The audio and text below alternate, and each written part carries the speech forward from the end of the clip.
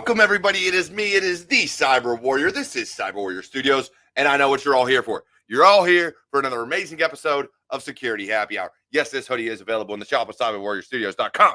But anyways, look, we got a great show planned. We got a repeat guest, Dan Hauser, coming on. We got some big things to talk about, and actually it was requested he come back on.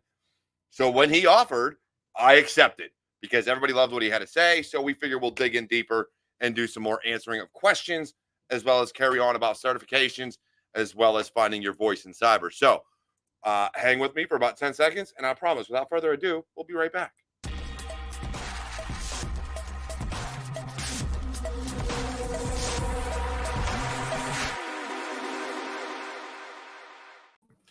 And we're back. Like I said, cheers, skull, salute, whatever it is you do, right back at you. Thank you for joining me this evening. Crypto night, Dan Hauser. How you doing this evening, brother?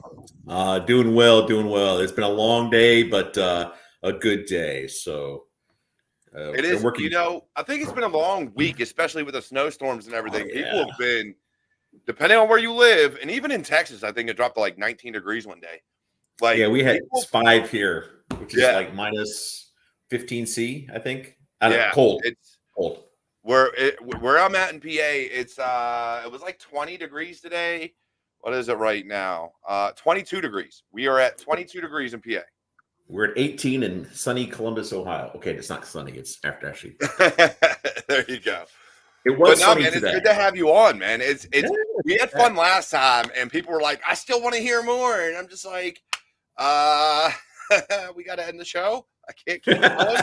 Yeah, we would have extra innings last time. So, yeah. So, but anyways, man, so one big thing did happen between last episode and this episode. Christmas. Christmas. Well, Christmas, New Year, my birthday. I mean, there were a few things, but I think the biggest thing is you are currently signing something as something. Well, it's a PDF, I think. I don't think, not actually signing. But you're not the chairman of the board? I am the chairman of the board, but they don't actually ship them out for me to actually sign with a pen. So lame. I know. Sorry. Yeah, but I saw, Derek, we were chatting earlier, and I just told him like one of the funny jokes is now I actually have, and when my CISSP renews in August, I will literally have a suitable for framing copy of a self-signed cert that is a CISSP, which I didn't come up with the joke. Wim Remis came with a joke a decade ago. I laughed hilariously then, and I realized after being elected, it was like, oh, now I get to do a self-signed cert. This is funny. Maybe one day I'll be in that boat. Maybe one day. But one of the biggest things, and the reason I bring that up, because one of the biggest things is certifications. ISC Squared is doing something huge, absolutely amazing for those trying to break into the industry. Absolutely. And they're doing 2 things with it. But first and foremost, what is the 1 million CC? Please explain that to the audience. Sure thing. It was a commitment we launched. I think the exact date was August 29th of 2022. So it's been in operation now for 16 months. And it was our commitment to, within 5 years, to be able to certify 1 million cybersecurity professionals, to close the skills gap, to open up the bottom end of cybersecurity, to help those who don't have that experience yet. And they see these ridiculous, job descriptions, where you have to have 3 to 5 years experience, as a junior analyst or something. And we said, dude, we have to close this somehow. And it was the vision of the board. It was actually a couple of years in going. It was already on its way when I joined the board, and I heard about it. It was like, oh, this is fantastic. And we are specifically targeting disadvantaged communities. I saw that with 500,000 are going to DEI, are going to women in cyber, blacks in cyber, whatever, any of these minority groups. We have a huge uptick. We have a huge uptick in India, Pakistan, Thailand. So these are communities where they maybe these are folks who you look at what it costs for training, and that would be a year's wages to go to a CISSP training class or something like that, right? Right. So a lot of those things are out of reach just due to economics. And so having those disadvantaged areas of the world that are at an economic disadvantage, that are in a developing nation, whether it be indigent people. I mean, there's all sorts of disadvantaged communities, and we're specifically targeting them. And we've made certain commitments to Singapore and to the UK for certain numbers of those that we want to see in those countries. And it's really cool. So we actually now have more than 600,000 members, associates, and candidates, and more than 45,000 CCs who have earned their certified in cybersecurity just in the last 15 months. So let me ask you a question. If you can be unbiased about it, which is hard because you are now chairman of the board for ISC Squared, but if you can be unbiased, how would you compare the cybersecurity cert for juniors with ISC Squared with the one that Google came out with for their cybersecurity, basically entry-level cybersecurity certification? Because I've seen a lot of people go towards that also. I've actually helped fund some people get their Google cybersecurity cert. Right. And I am not going to diss any of the vendor certs. My organization that I work for, the evening fun job I don't get any money for is right. ISC Squared. the day job is Avanade, who is 20% Microsoft owned. And so I have not actually sat for Google cert. I got nothing against it, but I love the fact that Microsoft, Google, and Amazon, all three of them, and several others, but those are three big ones, make available free training. And for a limited time, you get like free resources. You can stand up all your virtual hosts and everything and tech yourself. And that's awesome, right? Yeah. Now, the certs cost a bit of money, but all the training is free. And to people just starting out, that's where I send them. I said, okay, get your plan. Don't create your account yet because you only have like X number of days, and just like slam out, right, as much as you can in 90 days. And bang out your certs, right? That being said, I've not taken the Google cert, so I cannot compare it. I have not taken ISC Squared's, but I have feedback on Google's based on I was kind of guiding one of my mentees, Amanda, who's amazing, love her to death. She's been on the show. She was going through the Google cert. The cybersecurity course through, I think it's Cybersecurity that holds it or something like that. I forget who it is.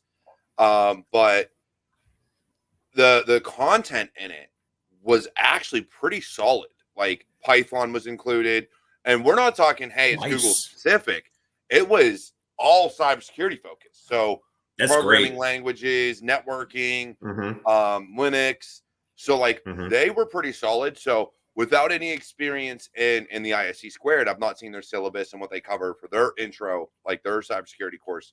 I will rave about Google's because of what I've seen, but I've had no feedback from ISC Squared. I only know what Google carries.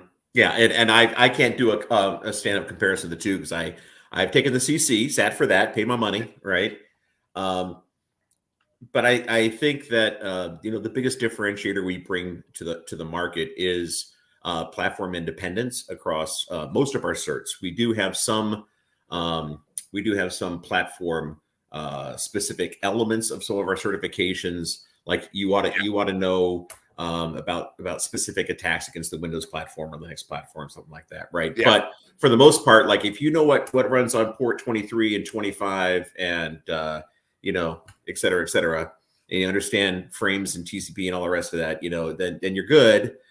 Because we have mainframe, we have mobile security. Yep. I mean, it's a huge field. My curiosity just comes from because I find that so Google went very well with being vendor agnostic, right? They weren't preaching Google. Now there were some things that were in like Google Drive or whatever the case, but I'll have to check that out. The training itself was geared towards vendor agnostic, and that's what I love about that, as well as what ISC Squared is around, which has always been vendor agnostic. We'll give you the foundations, we'll give you a solid understanding, but we are not going to promote X, Y, and Z vendors. It isn't like taking a Cisco cert where certain commands will only ever work or certain protocols will only ever work on Cisco, like EIGRP and stuff. But I do have a question here, and it's a good one. And you just brought it up. Okay. What do you think is the best free program to learn from? Wow. My goodness, that is a hard question. Well, my biased opinion, I'd lead you directly towards the 1 million CC, which is free. Misha, with the year free training. It's free. Free Go CC. into it. Free. Yep. That's good. But Misha, it's a hard question. And a lot of it is based on where it is you want to go with your career. What are you seeking to accomplish? And that is going to guide you. There are a lot of free training programs. There are years and years of conferences that are out on irongeek.com, which is fantastic. Tons of training on the internet, entire conferences on YouTube, right? And you can be able to essentially watch those. We've already talked about Google and Amazon certs, Microsoft certs. Those are good. Free training, free platforms, etc. Anything free, and you're not wrong. Yeah. Now, I've never gone through GCP. I know little to nothing about Google's cloud platform that they offer that is supposed to be competition to Microsoft and AWS, because every company I know uses Azure or AWS. No one I know uses GCP. However, some do, yeah. I'm sure they depends do. on, I've just not come on your across use them. case, right? Yeah. So I will say this though, that the fact that you can stand up, and this is why I think there's no excuse for money when it comes to cloud learning. Now in person or like hands-on, building a server rack or a network stack, yes, all day, funding's going to be a problem. But when it comes to the cloud, Azure and AWS both have free tiers that are permanently free unless you go over your limit. So we're not even just counting training. They have free tiers that you can stand up Windows boxes, you can stand up server boxes, you can stand up Linux boxes. As long as you tear them down when you're done, you will not be charged. Don't be like me and leave random ass shit running and then get a bill and wonder how the hell you ended up with $100 bill from AWS.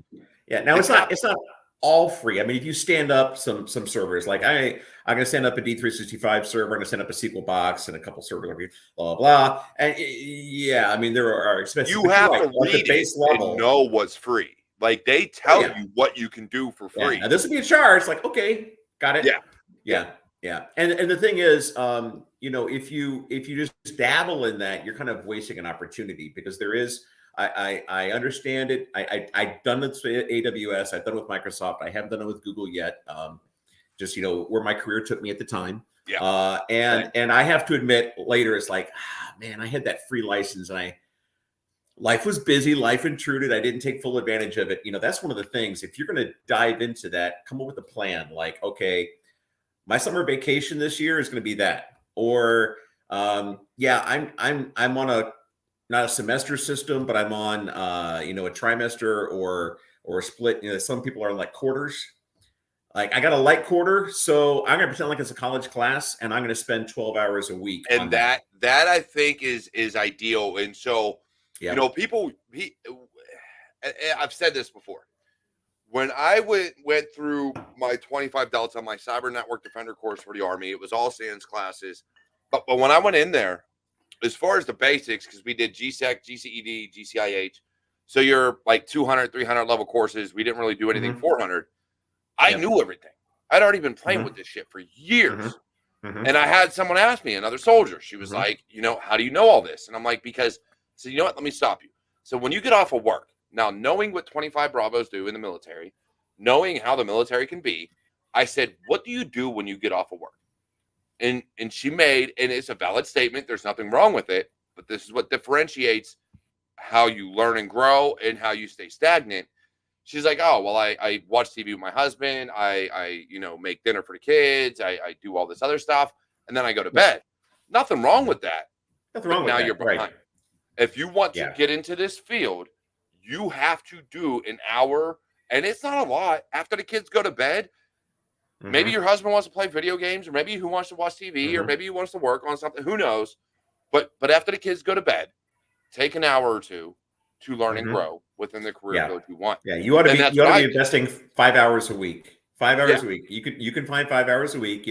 Maybe you're a morning person, roll out of bed, and maybe it's like, okay, I'm gonna watch a session from DerbyCon 2015 and Yep. watch a session and learn from that. Or I'm gonna whatever it is. What you got to do your vibe. Let me more completely answer the question though, because it was like free resources. Another really good one is many universities have free courses online. They're not matriculating, but you could take them.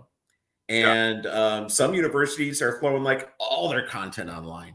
So you can college course, right? That's awesome. Your library has a ton of great materials. So there are a never-ending list of free stuff. And I was so tired when I was on the board previously of members saying I can't afford to get my CPEs because they kind of presumed that you had if you didn't board an airplane then it didn't count, right?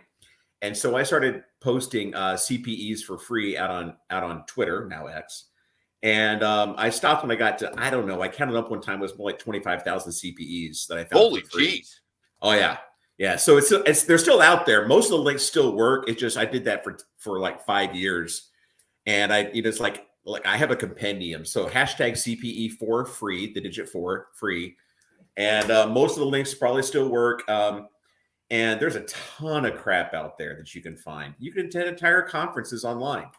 So there's no excuse not to get your CPEs in. So Yeah, I agree. Hmm. And that's the thing. Like for me, my biggest thing is like webinars. I want to pay attention, and this is my problem, and it's a personal issue, which is why I usually link my ISC squared to hack the box and just do technical work to get my CPEs. Is because if I'm gonna do a webinar or if I'm gonna like tune in to like watch somebody talk or something like that, I want to be focused on it. If I know I don't have the time, or if I'm not going to be focused on it, which 9 times out of 10 I'm not going to do it. Not because I don't want to, but because I got other stuff going on, and I know it's going to go in one ear, out the other, and I'm going to get nothing from it. Take notes. That's a really great tip. Yeah. Is that we have to pay attention enough, like going, oh, he's making 5 points about this. She's going over these. I gotta have to like outline structure. Yeah. And I know for me that heavily helps me pay attention, and then I can like write down a question, like yeah, that's a good methodology. Webinars, local conferences. Here in Columbus, we have the InfoSec Summit, which has been going for like 20 years. Great conference. We have that too. It's 2 days. Hackers teaching hackers. We only 2 get days. one. Yeah, hackers teaching hackers. Used to be 614 Con. That was hackers teaching hackers, and I think that's 2 core days plus 2 days of training. That's awesome. So 4 days. Yeah, and there's lockpicking village and Misha, that's all hacking, you. car hacking, all kinds of stuff. Yeah, well, talking about car hacking, yeah, they need to get Ryan Marston over there. Ryan, who's been on this show, he goes by Totally Not a Hacker on a bunch of things like Instagram and stuff like that. He's come out with books. He's actually done car hacking, like, and shown this, and it's in books now. Like, he's someone that if they can look up, my man, when I talked to him last year, I think he was like 16, maybe 17. Like, he's spoken at conferences. He's done all this stuff. And he actually, I spoke highly of him yesterday on Pat's show when I was on Thirsty Thursdays with Pat. But, yeah, dude knows way more than I've ever known in my life when it comes to offensive security. He may have actually spoken because there's some top talent that comes in for that. So, car hacking is one of those things, man, that like you either know it or you don't. Yeah, there's no maybe possibly like. But I mean, it ain't like a network pen tester. Right. Do you know Derek Harp? Derek Harp comes in and runs. He has for like a decade runs the hardware hacking. Yeah. Right. Has a table of hardware hacking just like going on for 2 days. It's like just because out of love. It's like it's a beautiful thing. But I mean, there are so many. There's Circle City Con, GurCon. There's so many of those conferences. B-Sides, I tell you what, B-Sides is where it's at. That's a good conference. No, I'm not talking B-Sides Vegas or any of your huge cities like Orlando. There are tons of B-Sides, right? B-Sides St. Pete, B-Sides Pittsburgh, B-Sides Harrisburg, B-Sides Philly. Columbus. Columbus. There's 100 of them. Cincy, I think, has a B-Sides. Cleveland, probably. Nashville. Yeah. Like, Yeah. there is no excuse because a lot of these conferences that are B-sides that aren't Vegas or like Orlando or not Orlando, Tampa, they're like $30. $30. If you can't afford $30 to go to a conference, call me, hit me up. I'll help you out. It's $30 freaking dollars. I will help you out. Well, and Hackers Teaching Hackers, if you're under 18, it's free. Even better. Even better. Yeah. And all right. Our conference is good for new people. They seem scary when I read up on them. Misha coming in again. I love Misha. Yeah, good questions. No, because there's all levels. There are some that do focus on advanced content. Yes. That are, but the majority of them, there's something for everybody.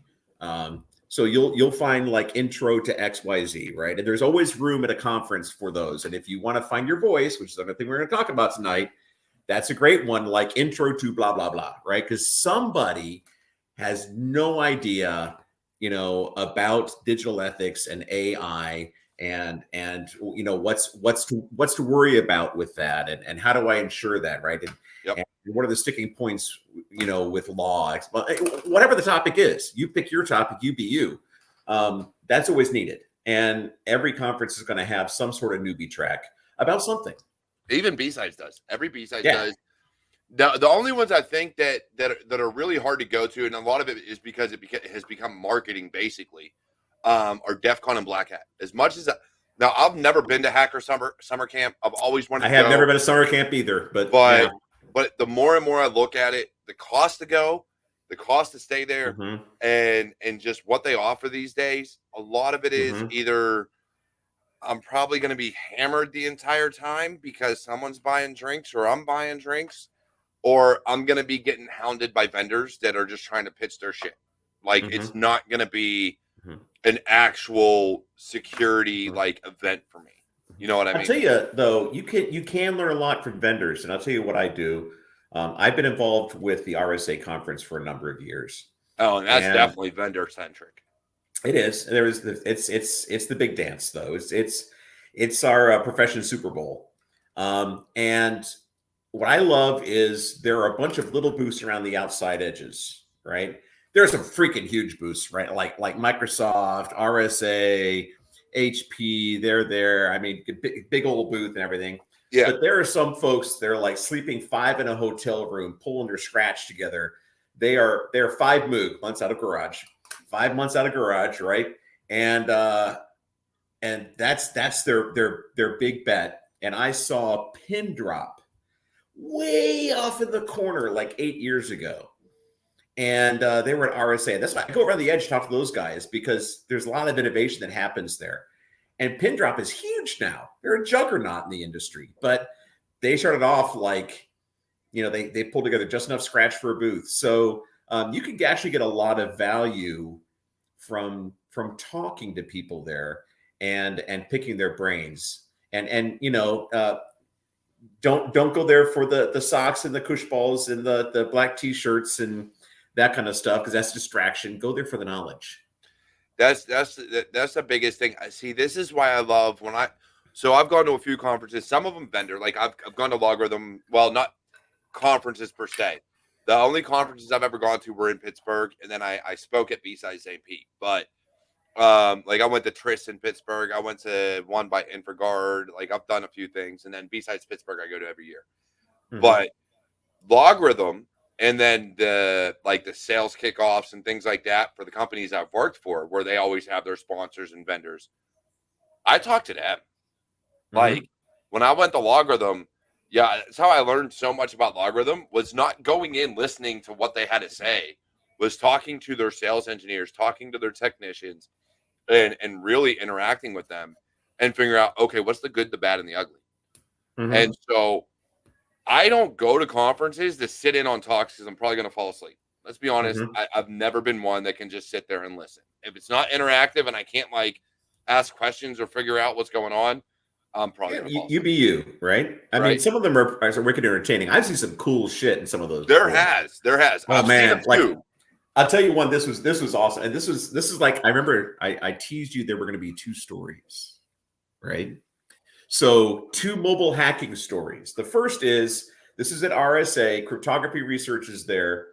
And I don't know if did I ever tell you the story about the hacking of the mobile? I don't think I did. But they so they actually had responsible disclosure of this. They hung on to it for a year, and they were demonstrating it live on stage. They had gotten they went to a junkyard and got a satellite dish because like Dish Network went out of business, or they changed the size of the dish or whatever. So there are 3 million of them in the landfill. So you go for $5 at a dish, and but you could have used a kid's sled, those little circular sleds. And they basically pointed it at an electronic device and took the signal and ran it through a digital signal processor and an amp, right?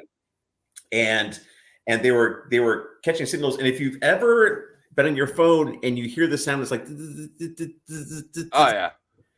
You know what those are? Those are keys. Somebody listening in. No, those are keys, because ads are cheap, multiplies and divides are expensive on a chip. So they optimize the chip to be able to do fast multiplies. And so you can literally figure out, based on the spaces with symmetric cryptography, where it's branching in the code. Because this is why you're down to the code, man, like you get to this, like I'm looking at the 6th bit, and if it's a 1, I do this. If it's a 0, I do that, right? Oh, I have to XOR this over that way. Oh, whatever the function is, I got a permutation algorithm, right? Whatever, you're going to have to do something with the cipher, and all that branching in the code is creating decisions that are either doing adds or multiplies, and one is cheaper than the other, so one is faster than the other, which means they're 1s and 0s. Yeah. And so they were able to decrypt packets.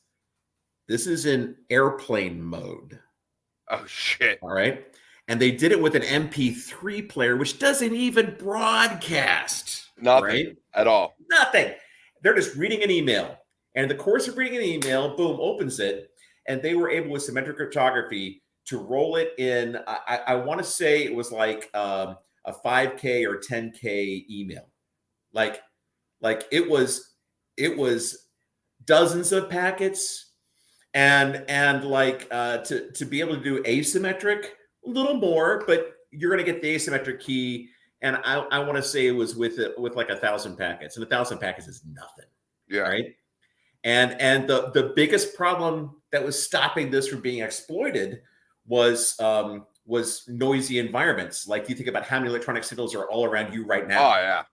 A ton. But if you can convince somebody to be at 7 a.m. at a restaurant that happens to be closed on Mondays, out in the parking lot, and you got your satellite dish pointed at them, and they're going like, "Where are you?" I got their keys. Because the challenge is, there are 3 things that are bad on mobile devices: that they're power hungry, they're heavy, or they're slow. And the only way to fix this problem is, regardless of what it is, if I'm in that branch, if 1, multiply, if 0, add and throw it away, so that every transaction looks the same. So you're doubling the size of your cryptography sessions, of all your encrypt, decrypt, now is twice as long to operate, which makes it slow. Yep. Or you have to shield it, which makes it heavy. Let's start wrap it in lead. Great, now I have a 6-pound phone, right? So the mobile people were like, "Oh, good Lord, what have you done?" Right? And they were doing this to like literally MP3 players, PDAs, mobile phones, and it was literally just like opening the email was causing that kind of interference on the phone. And I saw that live on stage, and I'm like, "Oh, so cool, so cool." I wish there was one. I heard about recently, and it was guys spent some time and they figured out, I think it was HP, they figured out how to send it a fax that would actually inject malware. That doesn't shock me, because they said, look, it's an all-in-one device, there's a network cable, so, and it's listening on the fax, and they figured out an exploit. They got a 0 day, and they were able to send it a fax and able to then make a jump over to the network and actually attach themselves to a device and run arbitrary code off of a fax. I wanted to be in the audience to see that, dude. That would have been exciting. So I got a story about that, but before I get into it, one, Space Tacos did ask difference between DEF CON and or Hacker Summer Camp. They're the same thing. Hacker Summer Camp is DEF CON and Black Hat, and if you choose to, you can tack on B-Sides Las Vegas. Right. They all fall in the same week, and then literally as one ends, the next begins. And I think you pointed out a danger point with I mean, there is a up the establishment, not a con. We're different than everybody kind of, conferences. And the challenge is some of them wind up being drinking fests. And others, it's LARP in the hallway and that kind of stuff. And that's all fun and good and great, right? And we're social creatures. That's all good. We're here at happy hour, right? But are you actually learning anything? Right. Well, that's the biggest thing.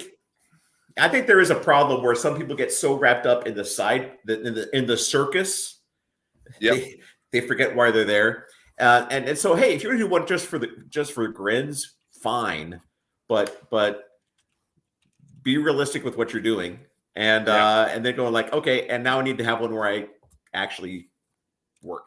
Yeah. And that's the thing, right? It's like I go there and I will. Especially if someone's buying, I will sit there and most people that start buying, I will drink them under the table. I'm a German leprechaun. I drink regularly. Like I will drink you under the table because I'll stick to beer while you're doing tequila shots or drinking whiskey, something that's a hell of a lot harder than what I'm drinking. So you have fun. Oh, I still got this that I got to break into, and I'm not going to say who sent it. Oh, little Basil Hayden, nice. But I got that. So I will say this though, like cons and everything else are great. You just have to know why you're there and how to get information. A lot of times, I'll go there to network for clients and or people I may want to work for eventually. One of the two. I'm either fishing for clients. Or I'm looking for someone I want to work for, so I want to know your environment. But by know your environment, I now have a client. I have someone that I could give advice to for free, that will then come back to me, and I can now give you more information. So I'll tell you something that I started doing many, many years ago, and I've done this at a few conferences, has been very valuable. Is, usually when you're at a conference, not usually, but many times you're in a different time zone, right? So when I'm out on the West Coast, I'm still waking up at like 5 because I can't. Yeah, my body says you should be awake. It's like, dude, it's the middle of the night. So what I started doing was having a drinks or whatever, half hour to an hour with some buds from work, and then do breakfast. So it was kind of like the stand-ups. Okay, what'd you learn today? What was really cool? What was the best thing? What are you going to follow up on? What are you going to see tomorrow? Like, oh, I heard this. So it's a moment of sharing, right? That made it like intentional leaning into it to focus on it. And in the morning, you're like, hey, what are you going to go do today? You're going to do this? Oh, I was going to do that too. But if I know you're going to be in that one, I'll go to this one. Oh, good. And come back into the day. What did they talk about? What did they talk about? And it was this little thing like, we're just going to meet over breakfast because, the company's buying breakfast if you're on the company plan, right? And we'll meet for a drink. And it's this intentionality kind of leaning into it a bit. It's the same kind of thing, like I said, about writing it down. Yep. It was amazing how much more value. We did the same thing when I went to Tanium Converge. Now, we didn't come together after and say, what did you learn? But we had to divide and conquer. Because you have to. There was only so much you could be at. So I had 2 people there with me from my team. And I was like, all right, look. What are you really interested in? What's going to help you with what you're doing for where we work? What's going to help you for where we work? What's going to help me? So we divided and then gather the information, go from there, and we'll take it and be on the way. But I definitely think that idea that you just had of like, all right, if you're going to go to a conference, especially with people you work with or friends or whatever, All right, let's go. Let's hit all these different talks, and then the next morning come together for breakfast and be like, all right, so what did you find out? Just like the daily stand up, right? Yep. What are you gonna do today, right? End of the day, what'd you learn, right? Yep. Oh, like, wait, where were they? They were on the show floor. They did what? Oh, I'm totally gonna go there tomorrow. That's awesome, right? Yeah. That's how I find lock just... picking villages. I love lock picking villages. Oh, dude, me too. I love lock picking villages. That's a lot of fun. Yeah. I got a training lock out of it. The clear one. Oh, that's cool. Yeah. I got a training lock and a lock pick set out of it because I had one on my table here a minute ago, but it's not here now. Mine's over on my desk. But yeah, I ended up. They said, hey, if you pop the lock, you get the pick and the whatever. Mm-hmm. And I was like, bet. And so they taught you like what you needed to do. And so I went in, and the first one took me a while, but then I bought my own. And now those clear training locks, I can crack the regular lock, right, in like 10 seconds. So a great tip for those is you go to like Habitat for Humanity Restore, if you have those, any place that sells like used hardware type stuff, and you can get like a bag of locks for $5. Yeah, and that's a great thing to pick on it. Yeah, and I love it because it's a great metaphor for application security. Not only just that though, but people forget about physical security. Yes, exactly. Like, hacking is a mindset. Like, to me, if you want to be a hacker, if you consider yourself a hacker, you should want to know how to either break in and or fix anything. Oh yeah, and we regularly had. Yeah, we would regularly, when I was working downtown in Columbus, there was an annual conference. It was Origins, a big game conference, and we had well, I didn't name it, but it was kind of a funny name. Freak Show Bingo, where you had a bingo card. Everybody's card was different. Like, anybody speaking Elvish, that's a mark, right? Like, anybody practice their dice roll, sword bigger than them, any of those kind of 3 stormtroopers walking together, okay. And then when we were done with lunch and the hack and the bingo, then you had to go onto the show floor and emerge, having bought dice before they officially opened at 2 p.m. without a badge. Oh, and I won every year. Now a few years it was a tie. There were multiple winners, but yeah, I mean, just and by no means did any of it require lock picking. It was all social engineering and pretense. Yeah. So we do have 3 questions started. We'll start with space tacos, then we're going to go through the questions. So we're going to try to keep the reins to a minimum. Because tacos are delicious. It is. What is it with hackers and picking locks? I'm not against it. Just curious. I think we answered that, but secret knowledge. Dan, do you have a better verbiage for it? Secret knowledge, right? It's the desire to know things that most people don't know. Right. And that lures people into cryptography, solving puzzles, being able to solve a Rubik's Cube. It scratches that same itch. And there's, it's these everyday things around us. Like, wait a minute, how easy is it to get into my front door? Plus, I've actually had to do it on my job a few times. Rarely, but also understanding how locks can be compromised is really important as a cybersecurity even as hard as people say they are. Like, let's be honest. How many have Master Lock come out with, oh, no one will get in this one? And then that's like Apple saying no one can, jailbreak the next iPhone, and then it's done in like 30 seconds. Yeah. So, all right. So the next question, what does something like the CC actually give to the recipient? That's a you question, Dan. Yeah. So, well, you get a certificate suitable for framing, obviously. You get to put CC after your name. You have the recognition. Right now, you actually have an industry certification, right?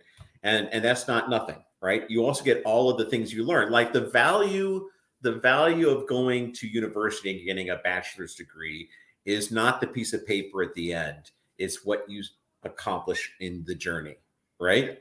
And the piece of paper at the end was, and I've been tested to know that I actually learned it, and that's what a certification is. That the phrase passing the bar that's used with lawyers is a really good way to think about that. I think about that with the CISP. Yeah. The CISP is passing the bar. Because every certification is passing the bar. Well, And what I mean by that is like it's been many a year since I was in gym class. That was many years and What? pounds Never. ago. Never. But I can still high jump I over mean, a hey, 3-foot bar. hey, And I Dan, can pass a 3-foot bar and a are you 2-foot bar and a sure? 1-foot bar. Yeah. I can still do a dive roll, but I'll regret it tomorrow. But right, you set that thing up to like 7'1" and like going, no, I can't pass that bar, right? And that's how you got to think about it. Is here's a standard we've established. You must be this tall for this ride, right? And you got to be 3 foot tall to ride the ride. You're 7'2". That's fine. You're 3'1". You're also fine. Come on the ride. And people get like, oh, that was really easy. I went through the test really. Like, well, dude, you've been doing cybersecurity for 15 years. It should be easy. You're the 7'2" guy looking at the 3-foot ruler. Like, yeah, come on. So yeah, passing the bar is a good way to think about it. And you have demonstrated skills, and you have acquired training. Keeping the CC is only $50 a year, which for a professional certification, that's about as cheap as you can possibly be, right? That is really cheap. That's something that is a gateway to more, right? Most people who get the CC are saying like, okay, I got that CISSP's next, the CCSP's next. Or they're branching off, into CISM. I had a friend of mine did that. He says, okay, I got the CC and I'm going to do my SOC cert. I get a CISM. Great. Okay, cool. But you understand the process.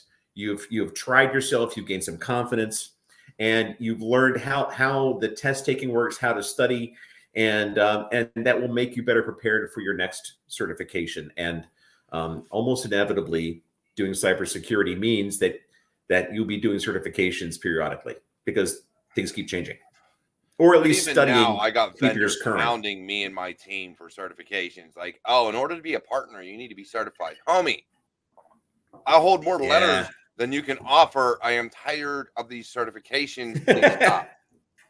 Well, there's several I don't list anymore because they're no longer relevant to what I do. Honestly, I've let most of mine expire. Like most of mine, I've just been like, go away. I have my CISP that tells everybody I could be a manager or director of information of cybersecurity, so the rest can just go away. I don't need the rest. Well, if they're not putting any value to you, why keep them up, right? Not just that, but let's be honest, SANS is expensive, and if the company's not going to pay for it, I ain't paying for it. I said I let my SANS cert expire. I had one of the GCIH certs, and whew, they're spendy. So I got it because I was able to get it for college credit and education reimbursement. So it didn't really cost me a lot. But then it came down the next year and like, we're done. Because I'm not dissing SANS. I'm just saying no, they have their own business model. I don't disagree with what they're doing. Mm-hmm. And let's be honest, their instructors have to still be in the career field. They have to actively be doing the job to train those certifications. So I don't, and they pay their instructors really well. So I can't disagree with their business model. I know some who are this. Yeah, they're a fabulous training organization, no question. Yeah. Some of the best training you can get, I believe, is SANS. Yes. No, yeah, they're a great organization, but at the same time, we all have limited funds, we have limited time, and if you're not pursuing that, like I once got a certified professional of the British Computing Society. I don't know why I had a wild hair. Like, I'll get that. Right. I had IACRB certified pen tester. Actually, I still have it because it's lifetime. No one knows what it is. I can CPT on anything, and most people don't know what it is. This had no relevance outside the UK, and I got it. It kind of like, oh, this is a cool one to have. And then it's like realized, oh, it's going to $190 the next year, and we're done. Because it had no value to me. So it's like, all right. So all right. So I got a few more things I want to cover here because we do want to talk about finding your voice, and we're getting late in the hour.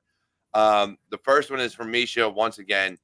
Do you think when people are just starting out, they should go through a program that is specific towards a specialty or one that covers all? I have my own opinion on this. I will voice it after you do, Dan. Yeah. Well, I think starting with a good foundation is good. And that's where the CC provides that stepping stone, right? I understand basic concepts of risk. I understand basic concepts of information security and privacy.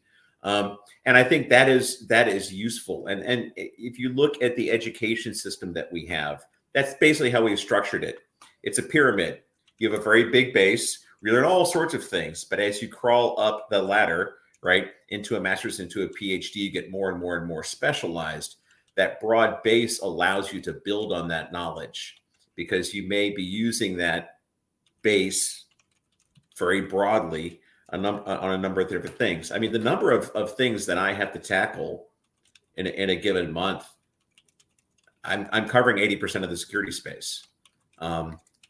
So you will run into that, like out of nowhere, suddenly I have to do an on-site inspection and talk to them about the disaster recovery plan and the isolation of their generators. And I learned that a long time ago, and I never thought I'd be doing that, but suddenly I am, because my boss throws me a unique challenge. So I would start general and then specialize, because the general one also helps you, find yourself as you were, like maybe you'll go to college. And that's the big thing, though, right, Dan? It like is. you have to figure out what you enjoy, and you can't find what you want to do if you're like, oh, I'm gonna dig into this specialty, and then you realize you don't like it. Now you're out $15,000 because maybe you went to college, and you have to change majors, right? So now you're changing majors. Same thing as cybersecurity. Oh, I've got these certifications in networking, but I don't like networking, so I'm going to go sysadmin, and now you've got to build yourself up that way. Whereas if you do a foundation and learn what each individual vertical is, you can figure out where you may want to approach. And I think that's where CC, the Google cert, and that's why you keep the books you can reference. Cyber, any of those help. That's why you keep the books you can reference and go back like, oh yeah, I got a book on that. Hang on, and I can look it up. Like, oh yeah. Now I remember. Yeah. Like I went for Grem, and literally I did it. I got it, and the only reason I did it is, one, because the company paid for it. It was SANS, and two, because I've always wanted to know about how to reverse engineer shit. Never did it again after I got the certification, but I still loved it. It was just something I never needed to do again. I was on a big IR, and we had, I think, 5 reverse engineers on the project. That was cool stuff. Yeah. Including all right. We had a SANS instructor. 2 more things. Yeah. Misha, once again, how oops, Devin was trying. Damn it, Devin, put it up. I keep forgetting I have someone here helping. How often do you need to do CPEs? And she added a subsequent thing onto that, or is it different for everywhere? Dan, for ISC squared, how often do you need to do CPEs? So we recommend 40 hours a year, and for a total of 120. We don't require 40 a year, but so much changes in this space on a given year. You can't just say, I'm not going to study anything for 3 years and I'll just cram at the end. Plus, I find it very easy. Just if you do a monthly status report, you have your monthly time card, something on a monthly basis, whatever you have to do. Like, oh, and I'm going to tell my boss I did these things, and I'm going to record those as those are CPEs.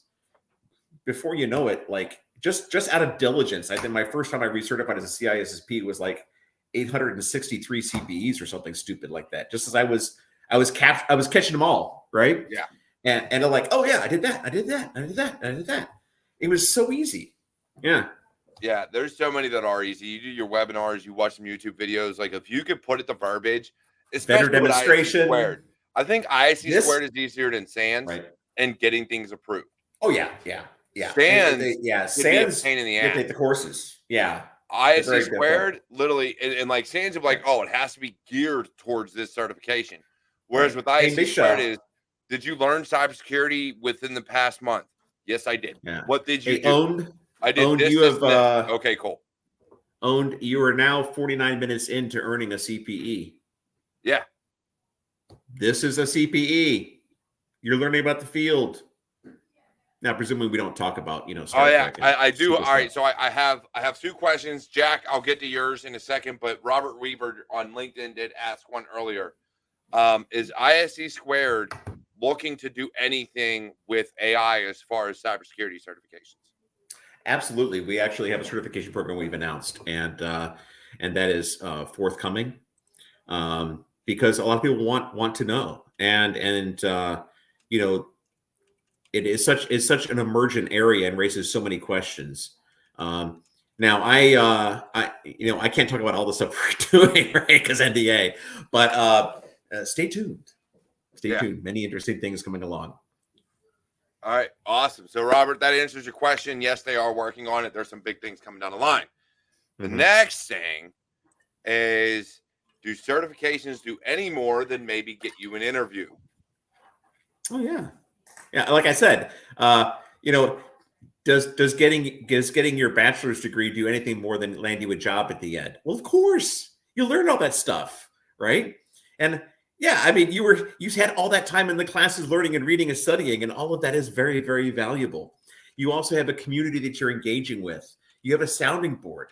The number of times I've had to reach out to a CISSP and share something, go like, I am really troubled by this. I need some guide with this very, very difficult ethics problem, and be able to step it through and have a colleague that I know has the same code of ethics, is able to help me and advise me, and I can use them as a sounding board. Invaluable.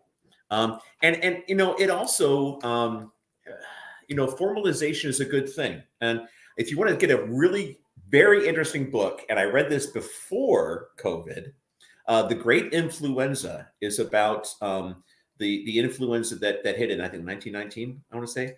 And millions and millions died, right? Yeah, before anything came out, because, well, what you're looking at, and what a lot of people fail to realize is back then, you had so much famine, right? People weren't as healthy. They weren't living as long.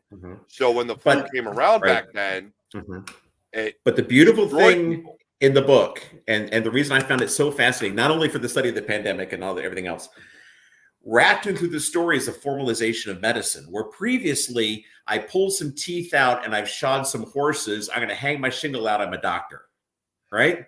I mean, Frontier that's what you're town. supposed to do, right? I'm a doctor, and the hero of the story, if you forgive me, spoiler alert, right? John Hopkins was the hero of the story. What? Never. Yes, never. Yes, it yes. would never be the guy that has hospitals named after him. And talked about and the Mayo Clinic was kind of founded in the same period. And the formalization of medicine is a fantastic thing. And now when you see MD or OD after somebody's name, that means something. Can we do that for cybersecurity? Well, I think we should. We'll call it the CISSP or something like that. What do you think? Right? You would think that the CISSP means something until they start asking juniors to have that certification. Well, and this was why the ISC2, formerly ISC squared, we did do a name change. But I haven't thrown away all my old stuff. I still got, represent. But that's why it was founded. Was we saw pretenders, people that said, "Oh, I'm a cybersecurity expert." What do you mean? Well, I watch the gambling tent at St. Pius, every Lent for 3 hours. And so that's 3 hours of security training I have a year. I'm an expert. And they said, like, whoa, we need a way to tell the pretender. I'll tell you right now, I despise in cybersecurity. If you're going to say cybersecurity expert, you know shit. You don't know anything. I despise, if you were going to call yourself a cybersecurity expert, I will not talk to you. And the reason for that is that means you do not understand that cybersecurity is a career field that requires you to learn all day, every day, a million different verticals versus saying, I am a Windows penetration tester expert. That I'll give you. I am a SOC expert. That I'll give you.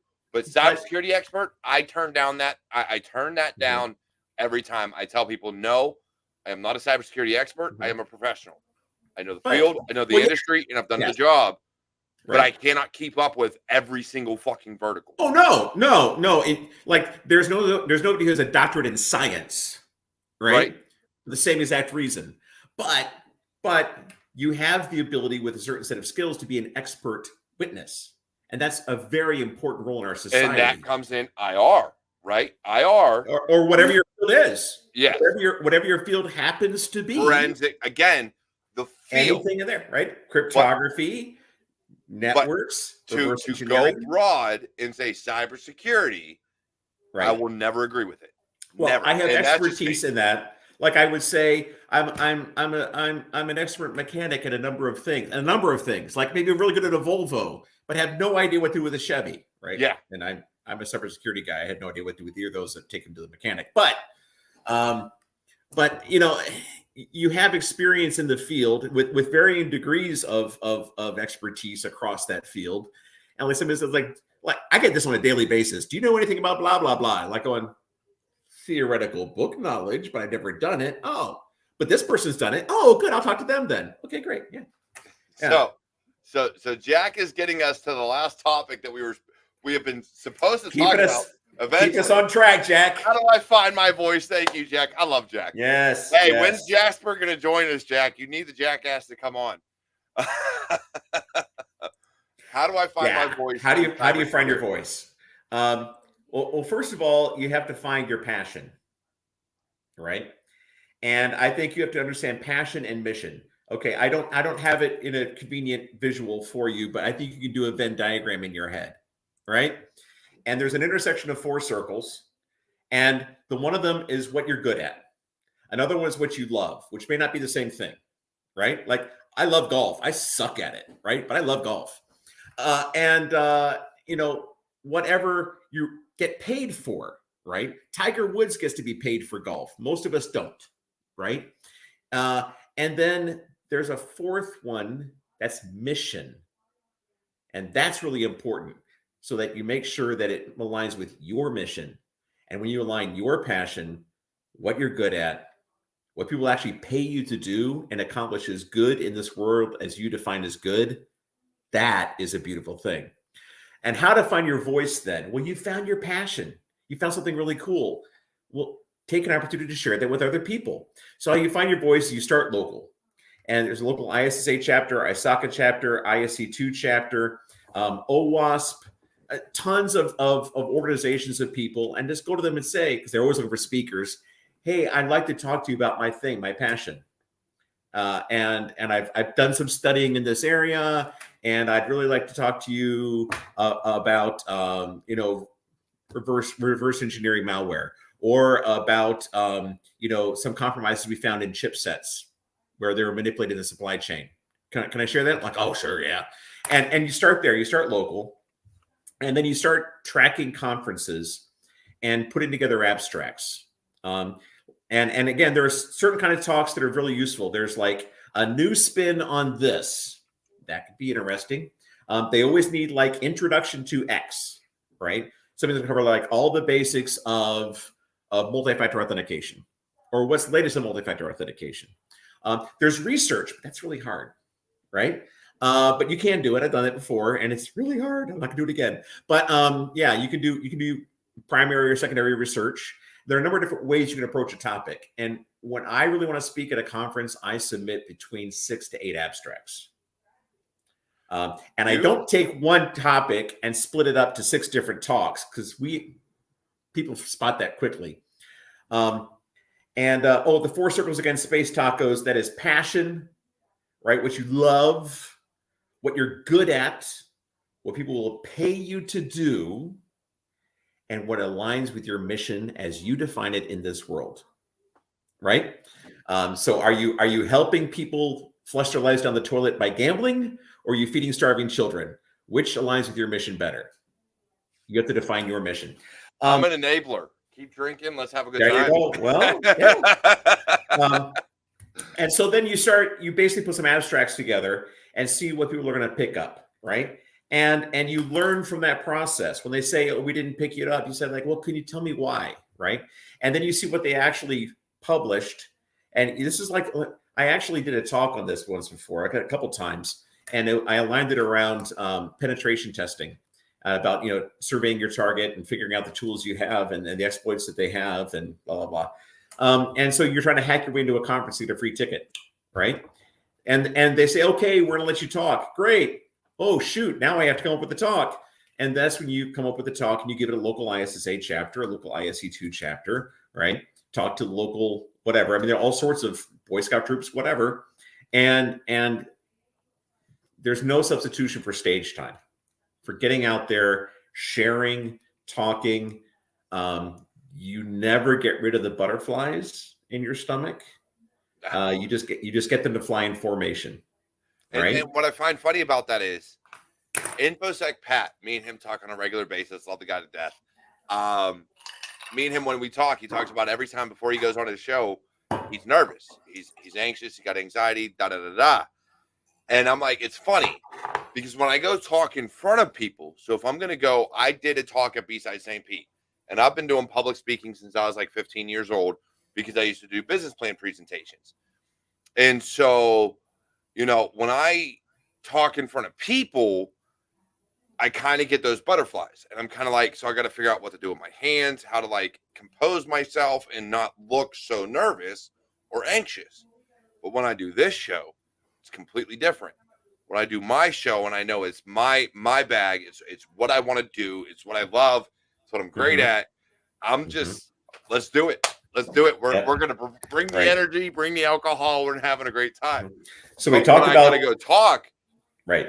I know the topic. I love the topic. I've always loved anything I talked about in person, but getting up in front of people has always made my hands go crazy. And I'm like, So I tell you, I actually, with intentionality approached this. I had some inventions that were going to patent many years ago around third-party trust and cryptography. And I pitched it internally at Nationwide, where I was working at the time. And the CTO said, okay, this is really cool. You need to speak as many conferences as you possibly can in the next 3 years. It's like, oh, shoot. Right. How much money do I have? And it was not much. It was like 5,000. I'm like, hardly anything. Right. And I started Toastmasters. And nice. I did Dale Carnegie as well, which was very good. But Dale Carnegie is very expensive and it's once and done. Toastmasters is very economical, and you choose your own path, choose your own adventure, right? And worked my way up through that, where I was doing not just presentations but also coaching and feedback. I specifically joined for coaching and feedback, and then they said, oh, you need to do presentations. Like, oh crap, I better learn how to give presentations. And now I'm a distinguished Toastmaster. It's one of the certifications. I need to do that. That'd be fun. Yeah, it is. It is. I learned so much. Because I did. So as we talk about finding our voice, now these days it's all about social media, right? Put yourself out there on LinkedIn, on Twitter or X, Facebook, Instagram, TikTok, you name it. Put your voice, put a face to the name. Get yourself out there. Let people know who you are and what you can do. But nothing beats in person. You will find a lot of people, especially content creators, that do really well. Now, if you're not doing technical content, like I don't do a lot of technical content, it becomes very difficult. You want to know how you grow as an individual within the community, within everything else. When you're not willing to put yourself out on social media, is like Dan said, you go and you talk at conferences. You let people know who you are. You let people know what you know, because everybody, no matter the level, I don't care if you've been in this for 0 years, in less than a year, whatever the case may be, or 30 years. By talking at conferences, people know your name. People know who you are. That I will say, do these. That you are the world's foremost expert on one topic, and nobody knows it as good as you. And that is the topic of Derek Scheller. You know Derek Scheller better than anybody in the world. Except for maybe my wife. I think she knows Misha herself sometimes. Well, possibly. Misha, you know yourself better than anybody in the world. So talk about your journey. Talk about what you learned. I tried this. It didn't work. I tried that. Oh, it worked. Right? I figured it out. Right? And at the end of the day, we are all beggars showing each other where we found some bread. Right? Yep. Hey, I tried this and it didn't work. And I tried this and it didn't work. But I did this and oh my gosh, 0 day popped out. What? Right? and you're just sharing your story. And that is one of the things I hear about quite frequently. Success at the senior level, if you're going to pursue that, and do social engineering by wearing a suit and making your way into the boardroom or whatever, then hey, you need to be a storyteller. You need to be able to tell a story, and it's not just keeping people's attention. It's also time boxing it, right? You can't. That's the hardest part for me. As we've Yeah. noticed, it's now 8:05. Time boxing is horrible for me, because I will talk for hours on end. Dan, I kid you not, me and you get together and just start bullshitting and drinking. Hours. It'll go forever. Forever. It'll never Hey, end. we're gonna do everyday carry. What are we gonna talk about next? All right. We're All gonna right. wrap So it look, up. it's 8:05. We'll do one more concept. And I want to know your EDC, so your everyday carry. And please, if it is something that'll get me banned, do not show it. But what is your EDC? All right. So everyday carry. First of all, Spider Coat Delica, right? Always on the right hip, but I have two hands, so I have another on the left, right?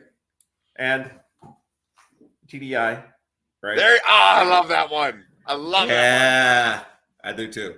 That's a lot of fun. Now today happens to be SIG 365, so very nice 9mm, and shoots very nice.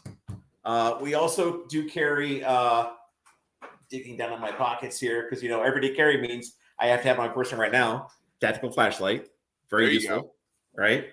All right, and always a few dollars, glasses cleaner, and a pen. The pen is mandatory.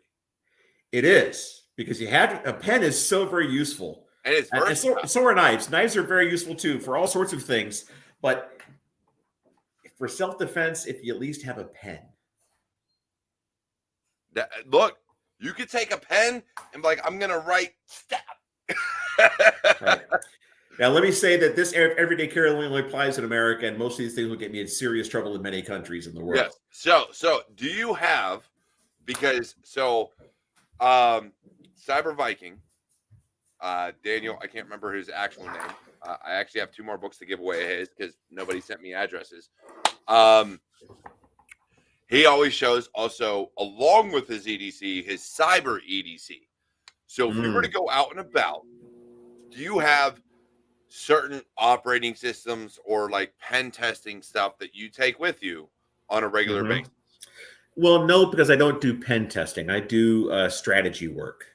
So you're all right. So we've grown into, I'm no longer going to break into things on a regular basis, or because it's fun, used to. I'm going to help you secure your shit. Right. Well, like my last couple instant responses, I've been running the team. So what I bring is leadership. Right. I have to understand the rest of the things and have to understand, like, ooh, we need a safe. Right. But I'm not there to do the technical work, but I have to be able to understand if people are bullshitting me, or if it's real and all that rest of that stuff. Which is the biggest thing. Yeah, and I don't have a go bag, like Deviant does, where he has his like entire kits and everything. Dude, Deviant has everything. I used to in the Army. I had an entire Pelican case that had like 8 USB drives in it with different operating systems and different uses, plus a wireless. I do travel with a Wi-Fi adapter. I had so much. So when I fly in the U.S., I typically, at least I try. Depends on the trip and the constraints that I have. If you fly with a handgun or a flare gun, then you get hand carry luggage onto the plane and really, really, really good locks. But when flying outside the country, I carry a safe with me. So I carry a lockable Pelican case with reinforced hasps and really good locks and a few cables, because I like to vacation in places where you can't drink the water. And those places are not necessarily places with high security models. So I find a hard point in my room, and I have my room safe with me. And I'll carry a pistol case and the Pelican case, which is also a carry-on, and a couple locks. And then I'm set, and I can leave my passport and my cell phone in the room and just take, $50 Yeah. in local currency and shove it in my pocket and not worry about pickpockets. Because I've been hit 3 times by pickpockets, but they didn't get anything. So I do want to say this because it's funny. Space Tacos and Misha. Space Taco said she swapped her pen for a cane. This is why you go with a custom made walking stick. Because one, I don't need to be hunched over. I'm 6'3". I wasn't gonna buy a cane that was gonna have me bent over like this. So custom made, homie, right here. But I do agree. I should have told him, can you put a blade in it? Because that would have been amazing if I could have a blade. yeah, but a felony in so many states. Dude, look, it's solid. What are you gonna do with me? Like, what are you gonna do? Yeah. I'm taking it. Well, thanks to my wife who's handing me my fighting cane, is I have a K-bar cane, and I actually took a course. I actually took a course in impact fighting, impact weapons. It was very good by the best instructor I ever had for self-defense, Greg Ellifritz. He's awesome. And yeah, he taught a course and in ASP, so I'm ASP certified in Kubiton and fighting cane. And of the 3, I'm picking the cane. And I am an older man, so eventually we'll need one of these, and I can take this to almost any country in the world. Yeah, I like mine because it's solid wood, and if we look, I got reach now, homie. This is over 5 feet long. This is aluminum. In the class we were in, we broke a sawhorse. But anyways, look, Dan. Yeah. So as we talk, I love this shirt, by the way. Thank you for supporting. Hey, merch! I got the merch. Wait a minute, and the hat. Thank you for the hat. Yes. Thank you for supporting the content, supporting what we do here. But I want to get your final words because we're well over 8 o'clock. And I got shit to do with the family. So please, final words to help anybody breaking in. What do you got? Never stop learning. Never stop. Humility is very, very important. And say, you're never done. You're never done studying, never done learning. And you need to find that spark within you and pursue that.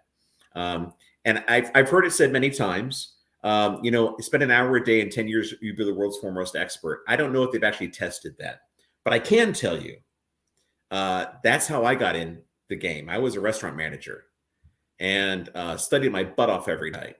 And, 6 years later, I was a consultant, actually less than that is 4, doing programming. And it's because you have to have that fire in you. You have to have a fire in your belly. So find something you love that you would do if they stopped paying you, but thank goodness they pay you anyway. And if you're in a situation where you're not doing something you love, find what you love and start doing that. Invest in yourself and you will get good rewards. Definitely.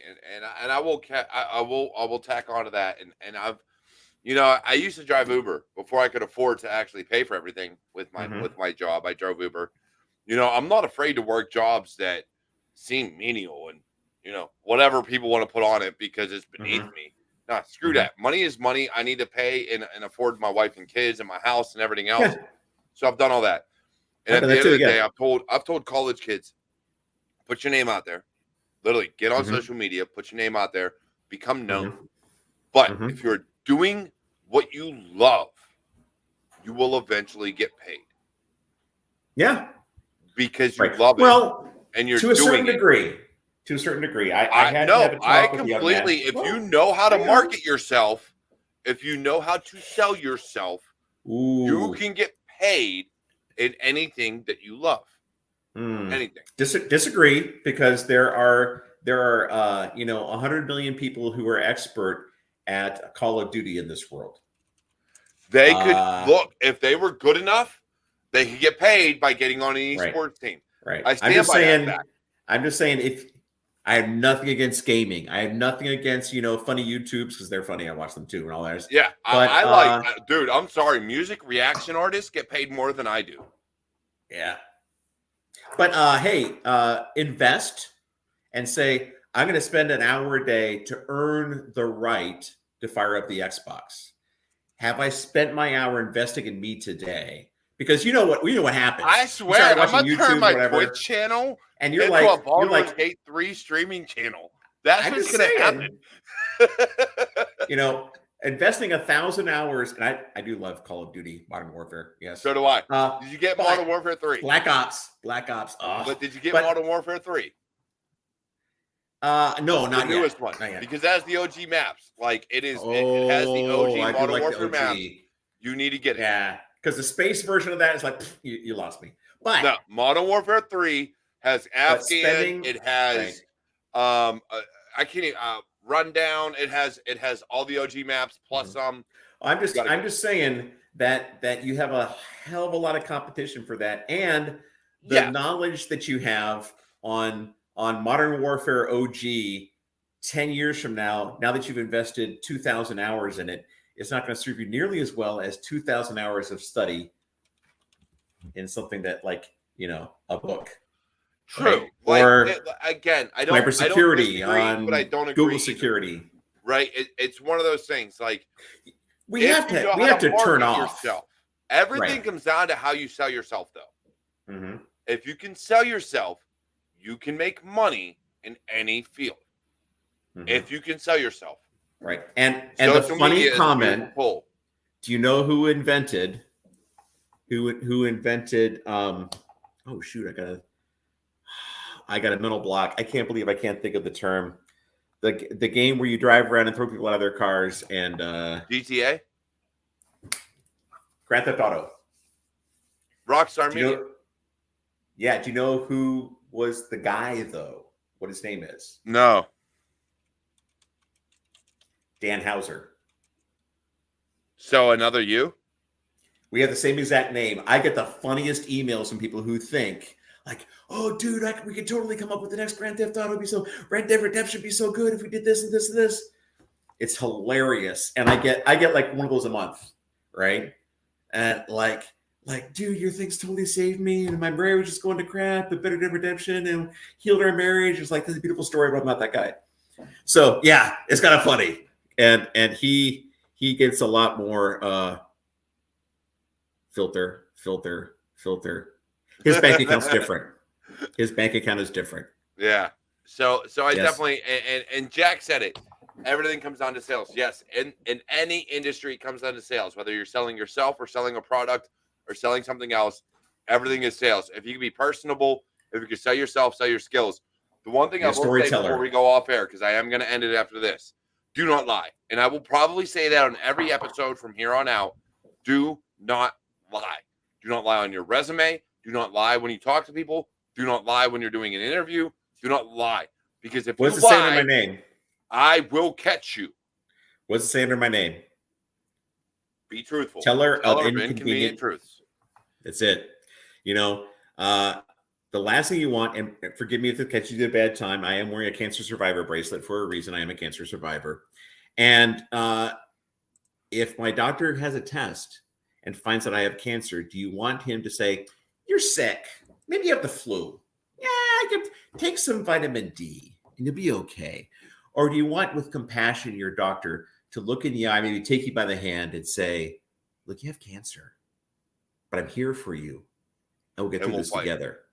Yes. And that is the role we have to have as cybersecurity professionals. We have to deliver hard news sometimes. Hard news. News that makes you just want to throw up at times, right? Yeah. But you have to and say, look, we'll get through this. This is a dark day, but we'll get through it together, right? Yep. Yeah. But definitely, I love you, brother. Dan, thank you once again for joining me. Love you, man. Fucking Space Tacos already asked for a round 3, so we'll have to get that on the books near the end of the year because we got to give other people time to be on. Gotta get time, right? If you want to be on the show, please message me. Please let me know on Discord, on LinkedIn, on Twitter, on Instagram, something.